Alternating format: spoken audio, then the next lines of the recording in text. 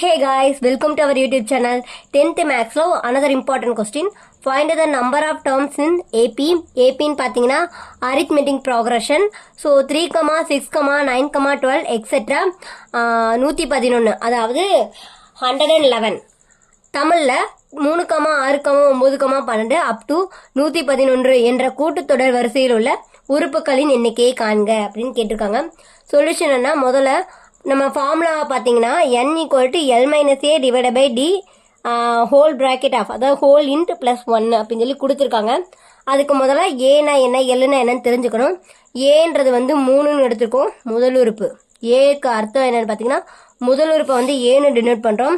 Difference முதல் நம்பருக்கும் அடுத்த நம்பருக்கும் இடையில இருக்கக்கூடிய வித்தியாசம் 6 - 3ன்றத 3. அடுத்து பார்த்தீங்கன்னா லாஸ்ட் நம்பரை தான் எல்லுன்னு எடுத்திருக்கோம். ஸோ லாஸ்ட் நம்பர் வந்து 111. சரிங்களா? ஃபர்ஸ்ட் ஏன்றது 3 முதல் எண் ஃபர்ஸ்ட் நம்பர். செகண்ட் டிஃபரன்ஸ் வித்தியாசம் 6 - 3 பின்னாடி இருக்கிற நம்பரால் முன்னாடி இருக்கிற நம்பரை மைனஸ் பண்ணும். இப்போ 3 - 6ன்னு போட்டிங்கன்னா -3 கிடச்சிரும். அது வந்து ராங் ஆன்சர். நீங்கள் வந்து பின்னாடி இருந்து தான் முன்னாடி வரும். அடுத்து பார்த்தீங்கன்னா லாஸ்ட் நம்பரை வந்து எல்லுன்னு டினோட் பண்ணுறோம். சரிங்களா?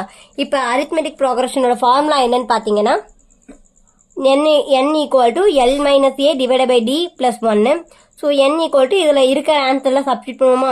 l வந்து 111 - a வந்து 3 டிவைடட் பை d வந்து 3 பிராக்கெட் போட்டு ப்ளஸ் 1 இருக்குங்க. இந்த பிராக்கெட் மஸ்ட்டு. ஏன் சொல்கிறேன்னா இந்த பிராக்கெட் இல்லைன்னா நீங்கள் டிவிஷன் இது ரெண்டு கிராஸ் மல்டிபிள் பண்ணி எடுக்கக்கூட சான்சஸ் இருக்குது. So bracket must. ஓகேங்களா? முதல்ல பிராக்கெட்டில் இருக்கிறதா ஃபஸ்ட்டு நம்ம சால்வ் பண்ணணும். அதுக்கப்புறம் தான் பிராக்கெட்டை அவுட் ஆஃப் ஆர்டரில் போகணும். ஸோ 111 3 போச்சுன்னா 108 டிவைடட் பை 3. டிஃபரன்ஸ் பண்ணோன்னா 1 3 3 1 3 3 2 3 6 3 9 மீதி 1 அரை 3 18 அப்போ 36 ப்ளஸ் 1ன்றது 37. ஸோ 3லேருந்து 11 வரைக்கும் இருக்கக்கூடிய மொத்த எண்களின் எண்ணிக்கை n = 37. தேங்க்யூ ஃபார் வாட்சிங்.